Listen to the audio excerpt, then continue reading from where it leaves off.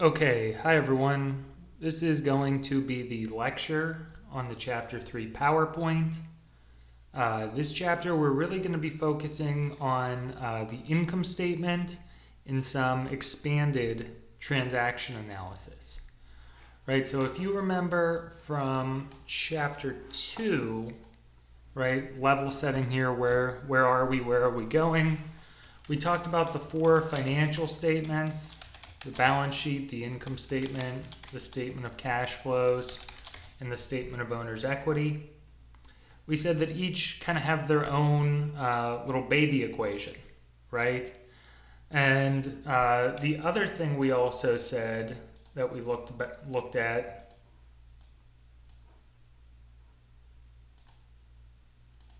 were T accounts. All right, so for your assets,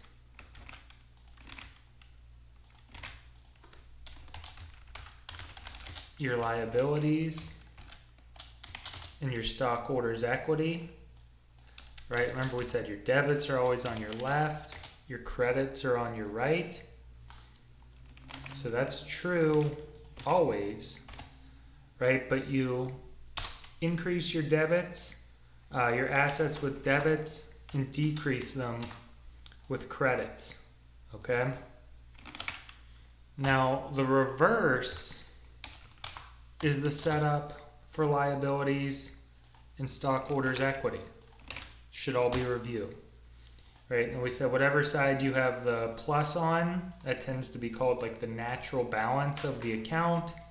So normally you'll see the beginning balance and the ending balance on those sides, assuming it doesn't like go into the negative, right? Now, last week, and what we looked at was the balance sheet a little bit more closely, right? So on our balance sheet, we have our assets, our liabilities, and our stockholders' equity, okay? And we said our assets, you have current assets and non-current assets. Your liabilities, you have current liabilities and non-current liabilities.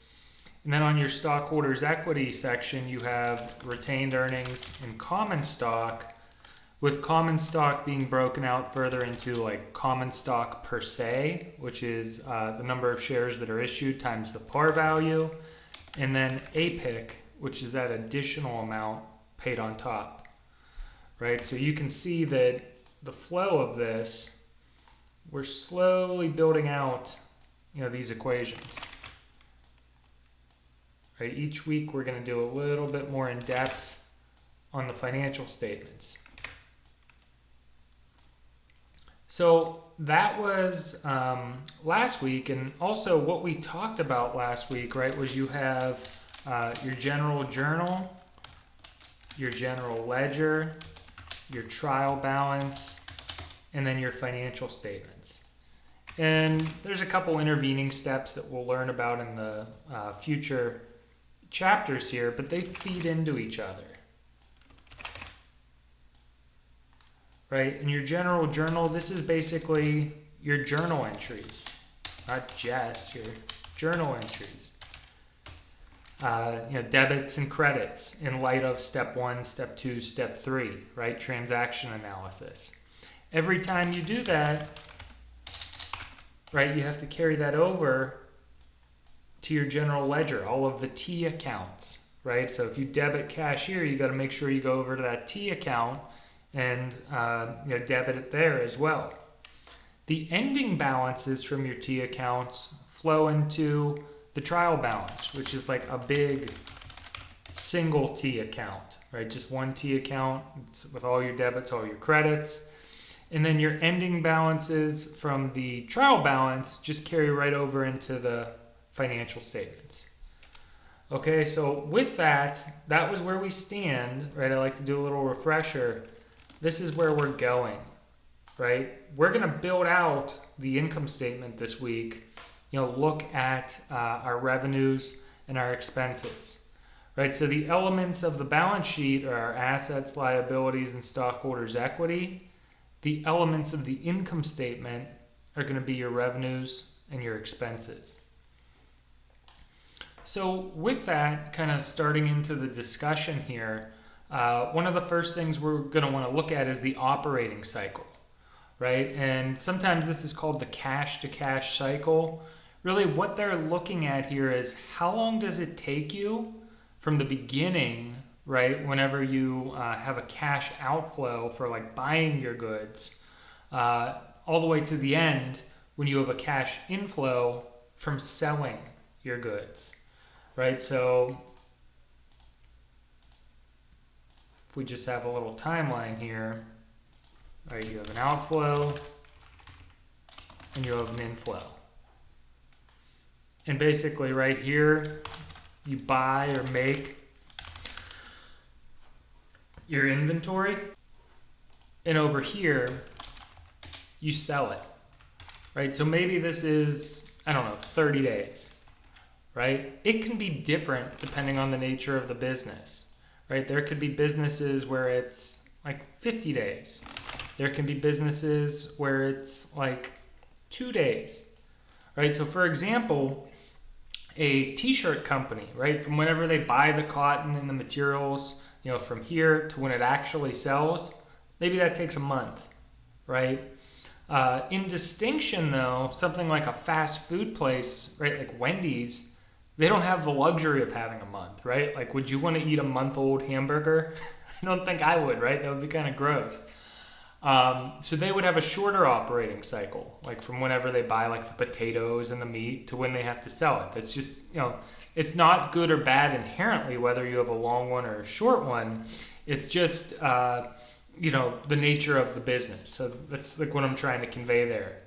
And what we're doing here when we're looking at this is we're applying this time period assumption.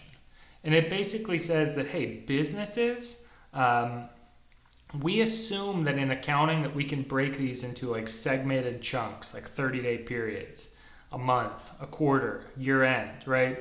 The business itself isn't set up and operating that way necessarily, but we will, you know, dissect it and like truncate it to fit into these time periods. Now, when you're talking about time periods, right, obviously we're going to be talking about the income statement, right? Because with the income statement, that's going to be prepared for a period of time, and it's going to show your revenues and your expenses for that period of time.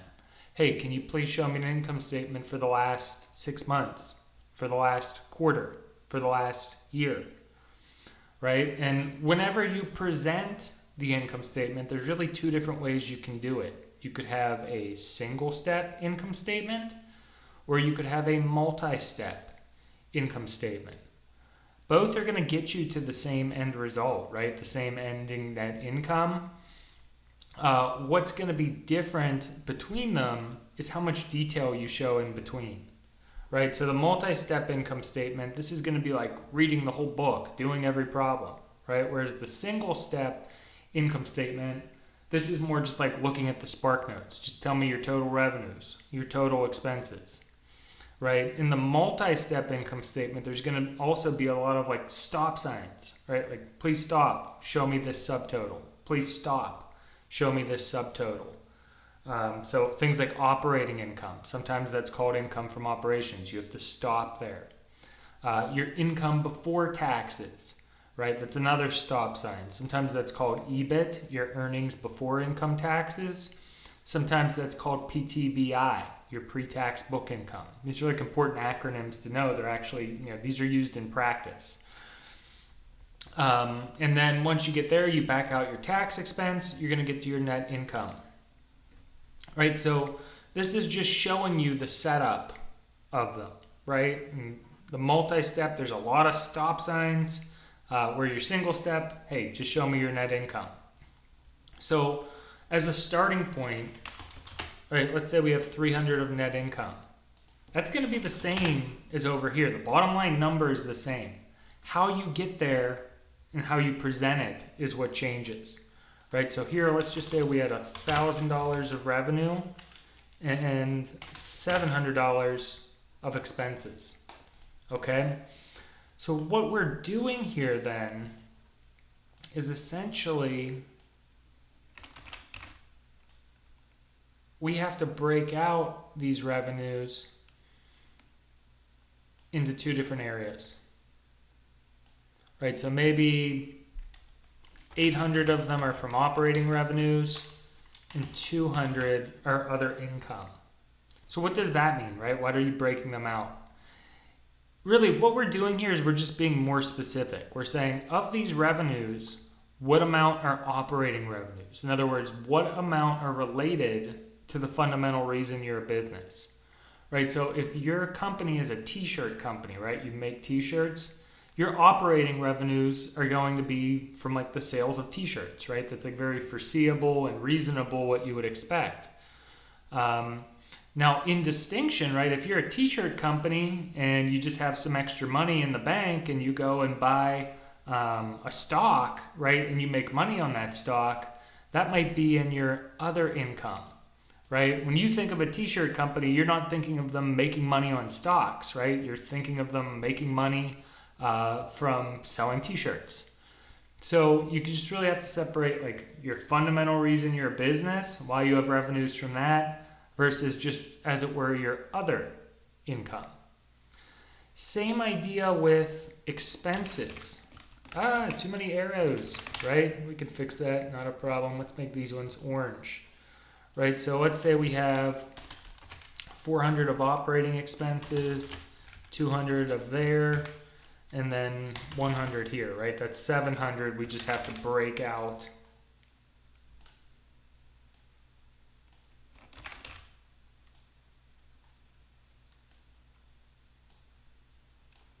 between it.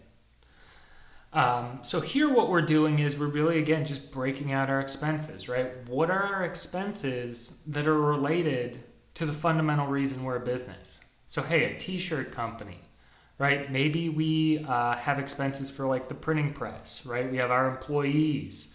We have, the plant, right? Where we're making the t-shirts, right? These are all things you would foresee and expect as expenses related to a t-shirt company. In distinction, right, whenever they made money, like, so for example, maybe they made $200 from selling a stock, and maybe 200 here isn't a good example, because why would you have 200 from selling the stock but pay 200 of a selling expense? Let's make this 100 and this 200. Right, so you have the other income. Let's say you sold GameStop stock, right? You made $200. Maybe you had to pay a brokerage fee to Charles Schwab, or I can't remember the trading app name, right? What's the trading app where it just like always went down whenever people were trading against GameStop?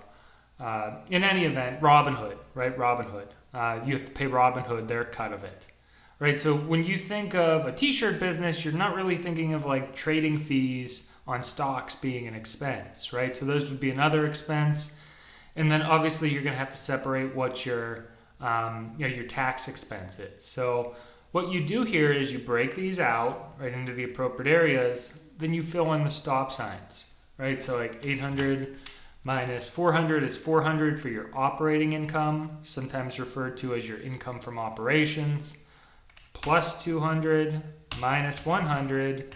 It looks like that's going to put us at 500 of our income before taxes, also known as like EBIT or PTBI. And then minus 200 income tax expense gets us at the same place at the end of the day, just a longer route to get there. Now these slides you can look at, pause the video and read, or read the PowerPoint. These are just explaining what I talked about, the difference between our operating revenues and expenses versus our non-operating revenues and expenses, our other income and expenses. In this guy right here, this is just showing you an example of a multi-step income statement. Hey, here we're Chipotle. Looks like we have our operating activities, our revenues and expenses, the reason we're a business, right? We're selling burritos. Looks like we have some wage expenses, rent, utilities, right? These are all things you would think of when you run a business selling burritos. Then we have to look at our other items, right? When you think of Chipotle, you don't really think of them earning interest revenue or paying interest expense. These are kind of not central to the idea. You stop here at your PTBI, back out tax expense, get your net income, right? So it's going to be like your pre-tax earnings, your tax expense, your post-tax earnings, right? Like what you made at your job versus what you actually get in your paycheck. Now the bottom area here, earnings per share, this is going to be the next point we discussed. And really EPS, this is just a required disclosure. And it means exactly what it says, right? It's the earnings, the net income per share. So if you had $100 of net income, right, and 25 shares that were outstanding, then the earnings for each of those 25 shares would be $4. In other words, 4 earnings per share, okay? And that's a required disclosure. It's just like something that you'll see on income statements. It's an important thing you'd want to see, right? If you were looking at a company to invest in, hey, what's the earnings per share, right? If I bought 1 share, what would be the earnings on it? The next point here, right? We're going to talk a little bit about the framework within which we apply these accounting rules, right? So essentially when you talk about accounting, right, you have 2 kind of methods of accounting or bases. You have the cash basis versus the accrual basis. Now, let me take a quick second here to kind of explain these, right? You have cash and you have accrual. There's an accounting joke out there that it's an accrual world, right? Accountants have puns as well. We have a dry sense of humor and can make jokes as well as anybody. But the idea with this is the cash method, the rule is going to be, right, you recognize a revenue, credit revenue, when you have cash in. The second rule will be you recognize an expense, debit expense, when you have cash out. Versus accrual basis, right, the rule is going to be you recognize a revenue, credit revenue, when you earn the revenue. And the rule for expenses, you recognize an expense, debit expense, when you incur the expense. Okay?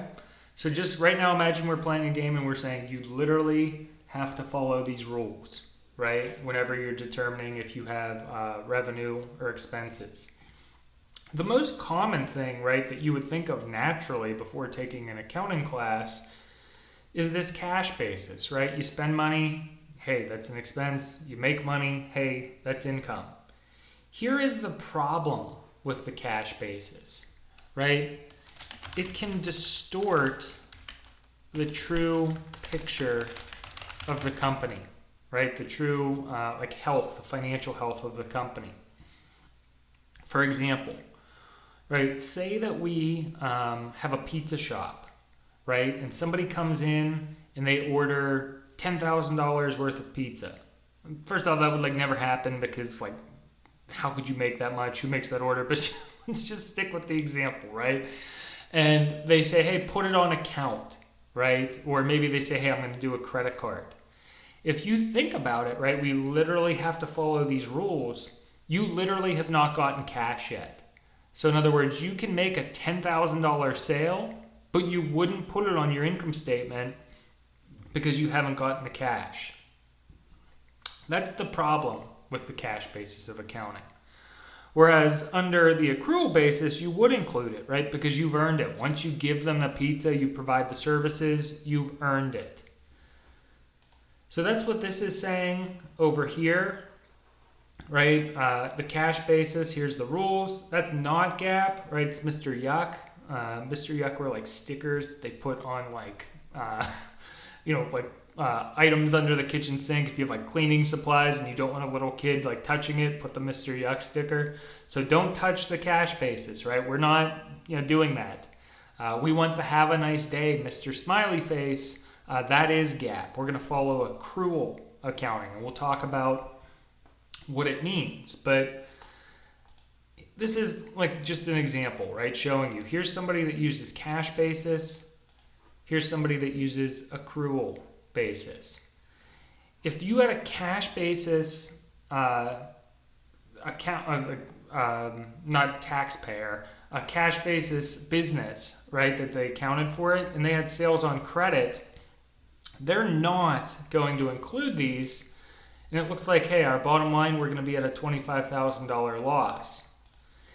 If, however, you were an accrual basis and you did include it, right, put a little check mark there, you're going to be at $21,000 of income, right? So just, cash basis, it's distorting it, right? It's showing us at a loss when in reality, we're really at a gain, right? So that's the idea with cash versus accrual. Accrual is more accurate.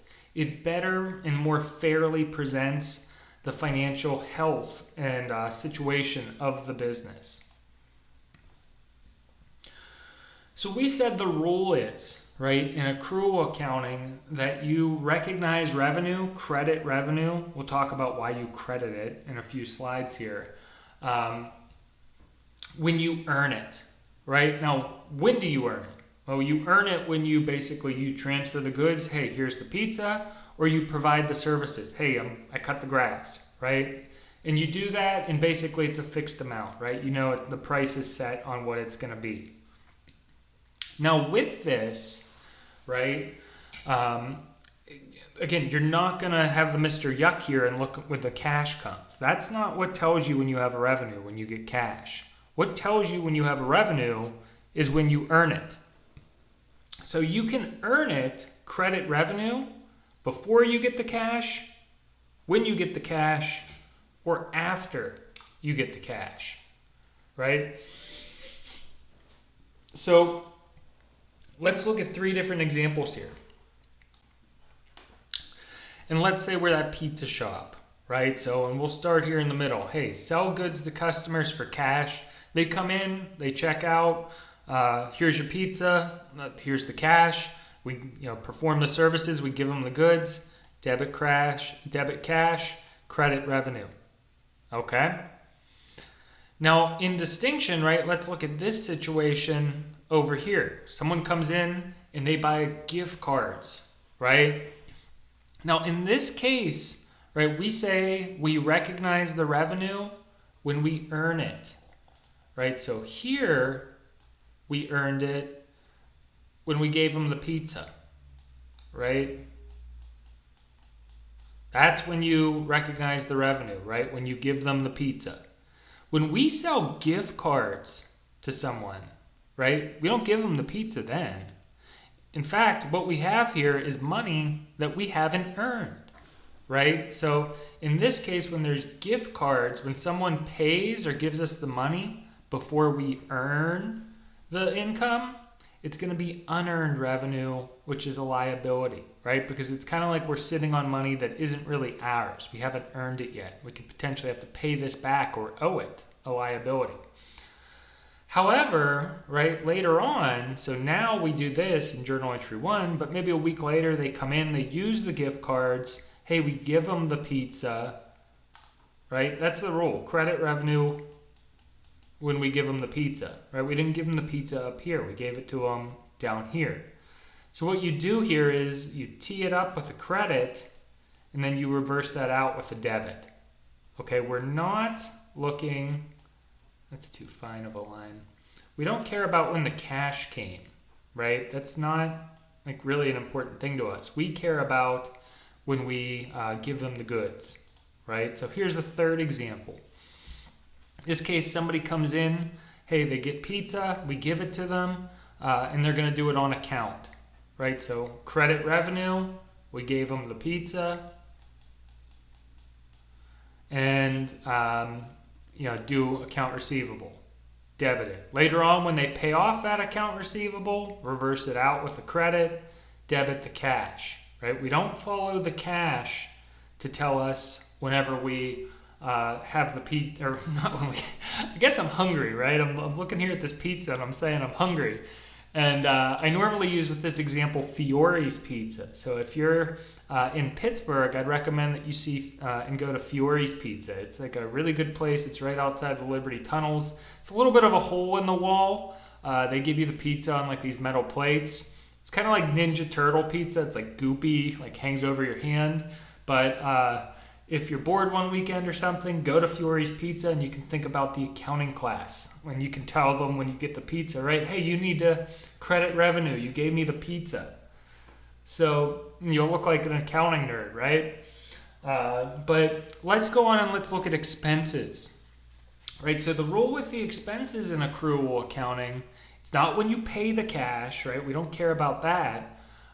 What we care about is when you incur the expense. And what that really means, and it comes down to here, is this idea of a matching concept, right? We're trying to match the utilization of our resources with the earning of the income, right? So to the extent you use something, then you take the expense. That is to say, to the extent you incur it, you take the expense. So let's look at some examples here, right? So we'll start with the beginning idea here. Pay for a repair expense, right? So we paid for it. We incurred the expense. The guy actually came and fixed it. Debit expense. Okay. Let's compare this with over here where we get the cash before we take the expense, right? So we buy supplies. And you remember from last week, if we buy the supplies, what we do is debit supplies, credit cash. However, later on, when we use the supplies, right, we incur the expense. Right here, we just bought them. We haven't used them yet. When we use them and we incur the expense, then we take supplies, right? So it's like tee up the supplies with a debit. When you use them, reverse it with a credit. Take the expense when you use it, when you incur the expense. Let's look over here, right? We have employees accrue wages during month to be paid in the following month. So the idea with this is, right, when you work, you're not getting your pay every day at the end of the day, right? Maybe you're working this week and you get paid for it in 2 weeks from now, right? There could be a lag to it. So in this case, right, you're used to that from the employee point of view. However, from the employer point of view, that is to say the business, they need to account for that. And again, they're not using the cash basis, they're using accrual basis.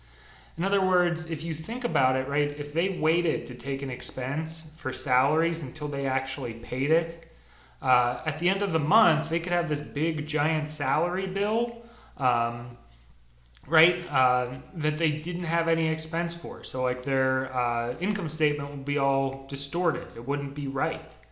So in this case, what we do is now in this month, right, hey, our employees are working every day, they put in their time. Hey, they're not getting paid for it now, but we have to accrue for it now because we're incurring the expense now, right? Debit expense. What we do is tee up a payable for it. Later on, when we actually pay them, we reverse out that payable and we credit cash, okay? So here's the next concept, and this is kind of explaining some of the theory for why we debit expenses and why we credit revenues. So let me go back in here. Let me snag this guy right here. So this is kind of a logic chain with it, right? Step one, we're going to start with this, right? Stockholder equity. And what we're going to focus on here is we're saying you're going to increase it with a credit and decrease it with a debit. Okay, it's the starting point. Here's the next logic chain from this. Stockholders' equity has two components. right? It has common stock component and retained earnings component. Okay, so that's logic chain 2. Now, in retained earnings, you have your beginning plus your net income minus your dividends equals your ending retained earnings. Okay? This is like logic chain 3.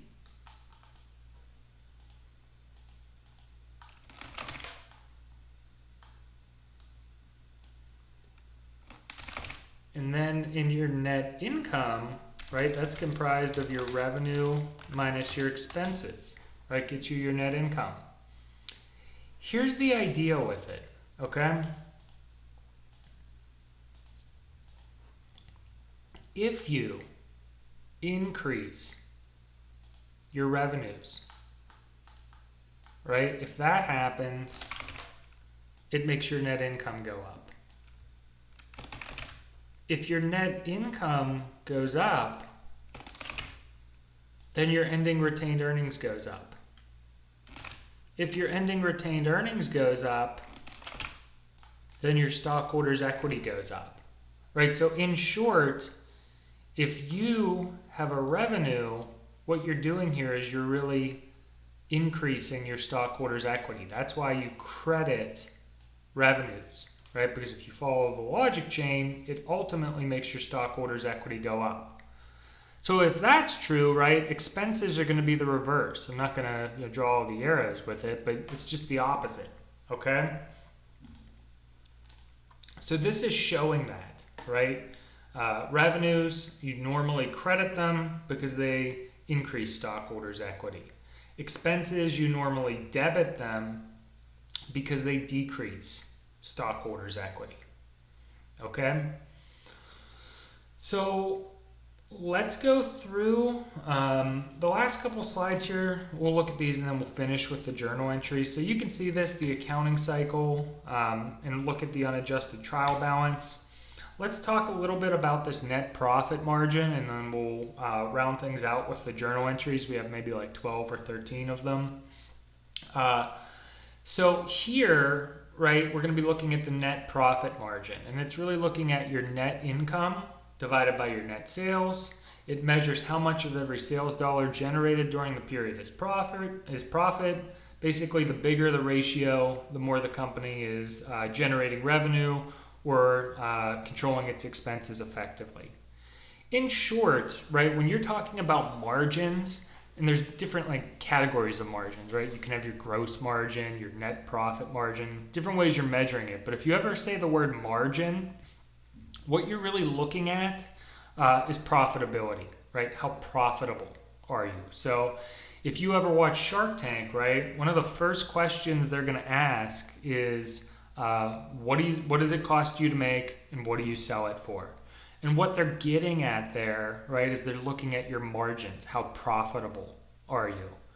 And in an ideal world, right, you could have what you always would want is a lot of sales with really big margins, lots of profits. But businesses can take different strategies, right? So you could have a business that takes low margins but high sales is their strategy.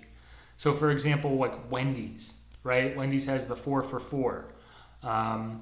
And the idea with it is they can't be making much money on that 4 for $4, right? Think about it. This is like prepared food. Somebody's cooking this. The meat came from a cow, right? Something, I always say something is wrong in society that you can get a hamburger for $1 that's cooked, but an orange is like $1.50. Something's not right there with society, right? But in any event, right, this is like part of Wendy's strategy. Wendy's is like, look, maybe we only make 20 cents on this sale, right, of the 4 for $4. But if we get like 1 million customers, that adds up, right? So we're going for like low margins, like thin margins, but lots of sales. Now, in distinction, right, you could have a company that wants really big margins, but low sales is their strategy. So maybe like Rolex or something, right? Rolex, maybe they make a watch for $1,000, then they sell it for $10,000. They don't expect a line out the door when you go to the Rolex store to buy the Rolex. They're lucky if they get like 1 or 2 sales a day, versus Wendy's, right? If you go to Wendy's, there could be a drive-through line, right? When you go through that drive-through, they don't want you to order that 4 for $4 because they don't like those low margins. They advertise with the 4 for $4 to get you there. And then if you've ever noticed, right, like sometimes they like really hide those like good deals on the menus, like you can't see them and you have to like ask for them.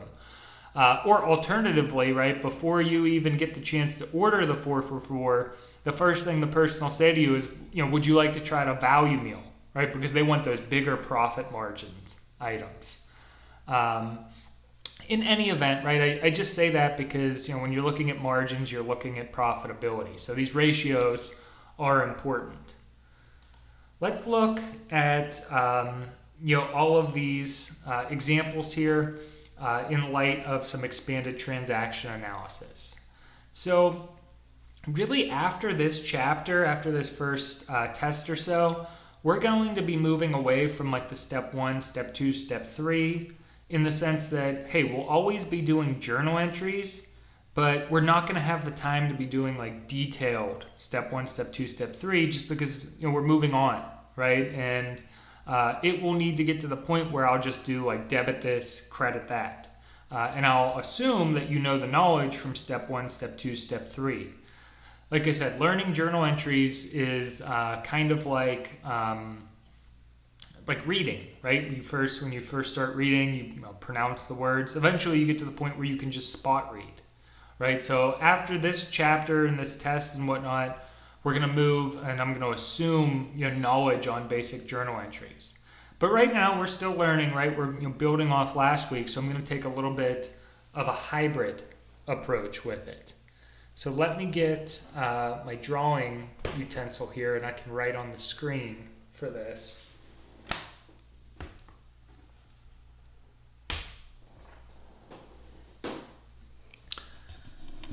Okay, so looking at this, they're right on the screen already, but what we're going to do is, look at them one at a time. So the first one says, hey, we purchased supplies costing $370. Looks like we paid $290 on account and the rest was cash. Right, so step 1, we're going to identify. It looks like we have supplies, we have account payable, and we have cash. Right, and it looks like supplies are an asset that have increased. Our account payable, in this case, that's going to be a liability that increases. And then cash is an asset that decreases. So in this way, right, we would debit supplies, credit account payable, credit cash for step 3. Now, one of the things here is they don't explicitly give you that $80. What you need to do here is plug for it, right? They don't say $80 cash, but you can figure it out because $370 was the total, $290 was a payable, so the remainder, namely $80, has to be the plug for cash. Continuing here. Right, looks like we prepaid $80 for rent, insurance, and advertising. Okay, so first off, right, when we see prepaid, remember I said that's like on the list of tricks, right? There's a handful of tricks you need to remember for this class. So here's kind of a rundown of them. 1, receivables are assets.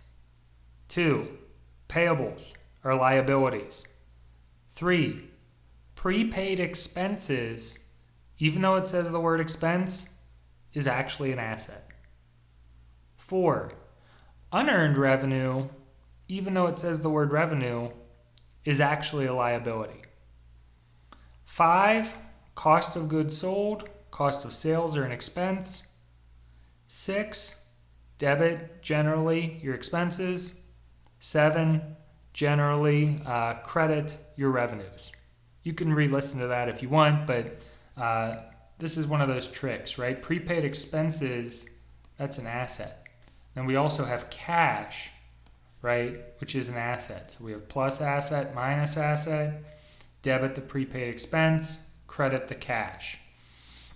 In other words, what we didn't do here, right, just because we had a cash outflow does not mean we take the expense, that we didn't incur the expense, right? So for this example, right, here we buy the insurance. Let's say we bought 6 months of it, right? Every month, right? So like 1, 2, 3, 4, 5, 6.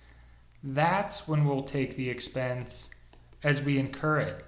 Right now, when we buy it, we tee up the asset, and then we, as we use the insurance, we take the expense, debit insurance expense. When we do that, we would flip out the prepaid expense, but that's the idea with it. And you can see how this goes with like matching, right? The matching concept. This better matches the usage of that insurance versus taking all of the expense right now. In any event, right, let's look at 3 here. Business provided $1,288 in services, so that's going to be the first time we see a revenue, right? And looks like 44 of it was on account, and the rest was for cash. Okay, so in this case, right, we have cash, which is an asset that increased. We have a receivable, which is an asset that increased. And we have service revenue, going back to our little cheat sheet there. We said plus revenue plus stockholders' equity. Generally, you're going to credit your revenues. And in this case, right, they give us the $1,228. They give us the amount that was on account. We're going to have to plug our cash. Let's look here at the next one. Right, so company paid $41 in training expenses. Looks like we have cash and expense. So in this case, right, you're going to have cash, which is an asset minus, and you're going to have an expense. So plus expense means minus stockholder equity, or a debit. Okay, so you're going to debit training expense, credit cash. Let's look at the next example. Now this one is a little confusing, so let me kind of unpack this with kind of an explanation here. So first off, when we do this, we are in quarter 2, okay? However, last quarter, what we did was, during that period, some of our employees worked, right, but we didn't pay them for it yet. In other words, we accrued their wages. So what we did was debit wage expense, credit wage payable. Okay, so this was in quarter 1. Now we're in quarter 2. That's the starting point. Okay, so here's the deal, right? In this period, right, in quarter 2, we had $177 more of wage expense that we had to accrue. However, what we did is, in total, we paid $260 cash. In other words, in quarter 2, what we did here was we took care of last period's payables. We got rid of those, we paid them off, and then we accrued this period's wage expense.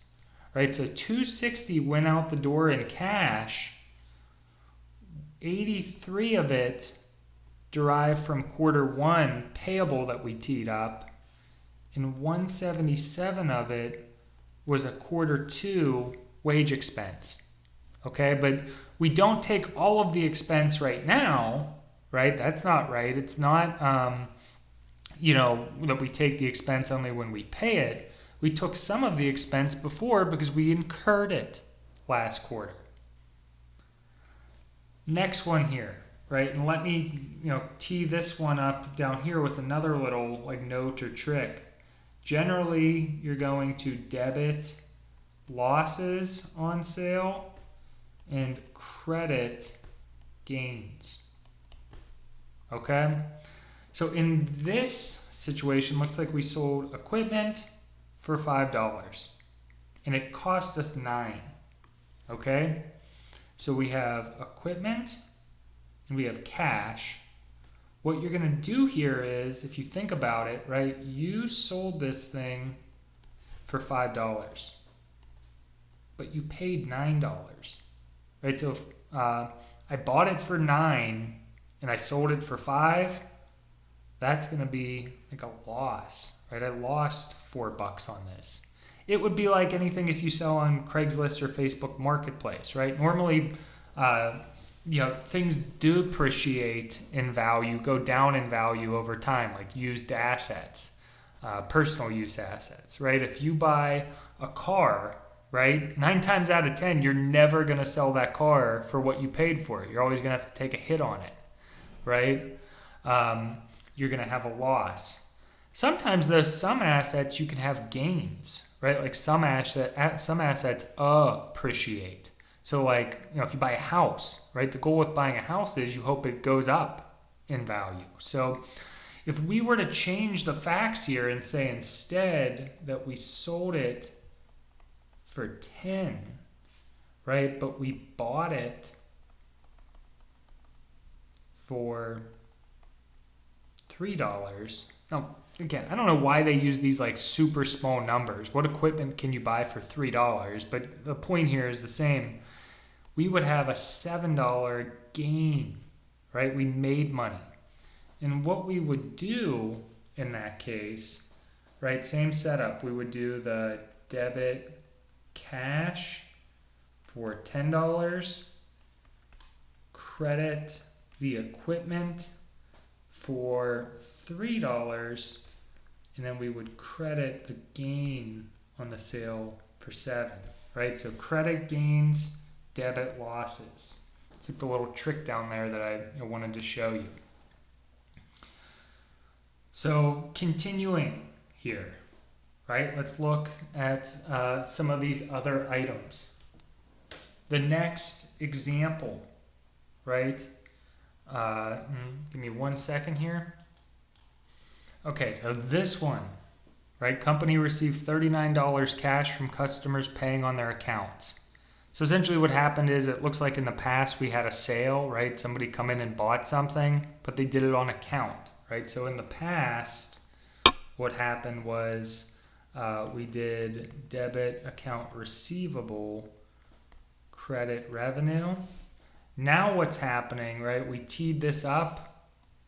They're paying some of it off, right? So it looks like we have cash and we have account receivable. It's going to be, right, asset plus, asset minus, debit cash, credit account receivable. Let's look here at the next item. Company paid suppliers $74, so on account payable, $72 on utilities payable, and $18 on income taxes payable, right? So anytime we have a payable, right, we said it's a liability. So we have liability minus, right, we're paying down that credit card bill, the equivalent of it, liability minus, and then we have cash, right, those little symbols. Right, so in this case, right, your 3 liability minuses, you're going to debit them and then credit your cash, right? Your cash there is just your total amount of your debits. Continuing here, let's look at the next one. Company paid $75 for utilities used, right? So they were incurred during the period, and then $19 cash for repairs that we hadn't done, completed. So in this case, right, we're going to have cash, we're going to have utilities expense, and we're going to have repair expense. So we said generally, right, you debit your expenses. In this case, you have less cash, credit your cash. Let's look at 2 more here. right? So company received $10 interest revenue earned during the quarter.